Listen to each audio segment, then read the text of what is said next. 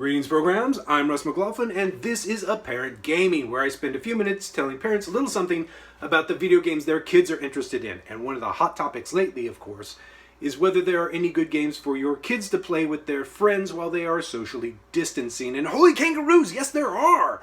Game sales are actually way up during the lockdown, probably because people aren't spending their money on weird things anymore like ocean cruises. And there's some really great games out right now.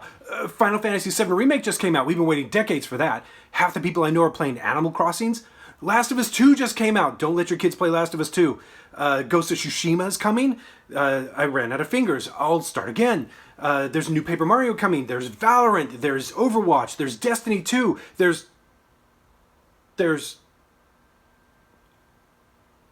I may have some helpful suggestions.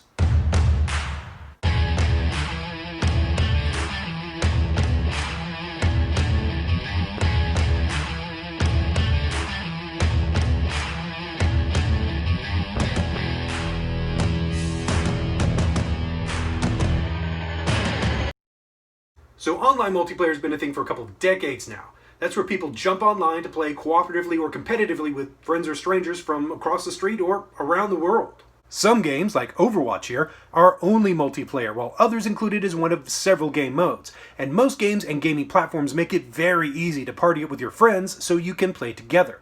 But there are thousands of games that have an online multiplayer component, and dozens of really good ones. But when it comes to getting a game together with all your buddies, there have always been two main obstacles. The first, scheduling. You know that one kid your child just really wants to have a play date with, but you just can't. I can't help you there, except to say that Google Calendar is also a thing. The second big obstacle is platform isolation. Here's what I'm talking about. If you buy a game for a specific platform, it won't work on any other platform. Every game has to be ported across devices, PC and tablets too. And you might think that if everyone owns the same game, they can just jump online and play together, but no. The multiplayer is also locked to the individual ecosystem, so you can only play with people on the same exact platform you're on. That is starting to change. The industry term for this change is crossplay, meaning everyone can play together across every platform. So someone in a multiplayer match on a PlayStation could be up against players on iPads or Xboxes or laptops, Nintendo Switch, you name it. Game makers love this because it means they don't have to split their player base anymore. Platform owners love it a little less because it means they have to share their players with their competitors. Give me your players. Nani yo? There aren't a lot of crossplay games out there right now because there are a lot of technical hurdles to overcome to make it work. And the current generation hardware and software just wasn't built with crossplay in mind. The solutions to make it work tend to be bespoke solutions for each game, which makes it pricey to do. But that might also be changing. And the crossplay games that are out there right now are really good. So if you manage to coordinate with all the parents of all the kids that your kids made friends with before you even met them, and everyone owns Xboxes and everyone owns the same games on Xbox, you're fine. But I'm going to assume this isn't the case, and tell you about a few crossplay games that all kids can play together no matter what devices you own. The first truly platform agnostic game was, surprise surprise, Fortnite. I've done a complete video on Fortnite if you need details, but it also has two competitors in the Battle Royale genre, free-to-play and crossplay, that are quickly catching up. Call of Duty's Warzone mode is built on its already insanely popular multiplayer game. This is a first-person military-style shooter, meaning it's way less cartoony and much more brutal and unforgiving than Fortnite. And tonally sitting right in the middle between Warzone's tactical shooter and Fortnite wackiness is Apex Legends.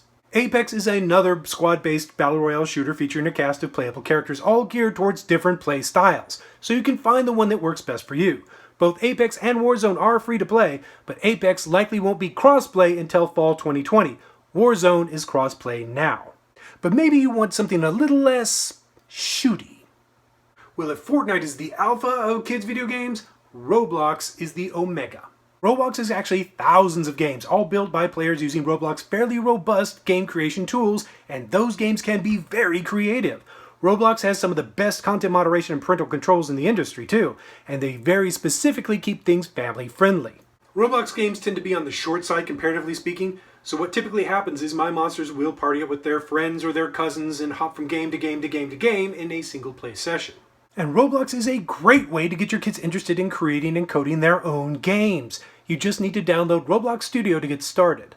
I'm going to be completely honest. I sat my kids down to watch some Roblox coding videos, and there was some yawning, especially during the coding parts.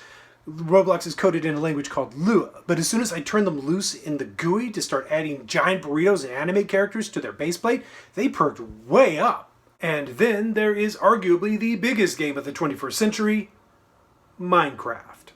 Minecraft is basically virtual Legos with both a survival and a creative mode where your kids and their friends can mess around building whatever they want, or they can go deep into the incredibly versatile crafting and exploration that goes along with an epic monster-filled quest. And then there's my personal favorite, Rocket League.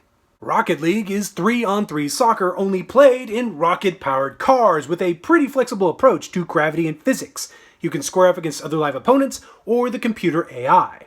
I've personally set up matches between my kids and their granddad, who's off in Canada or in Arizona or wherever he's off to, and it is endlessly fun for them. Bear in mind, this is my pushing 80 dad who plays Call of Duty on the toughest difficulty setting, then calls me to complain that it's kinda tough.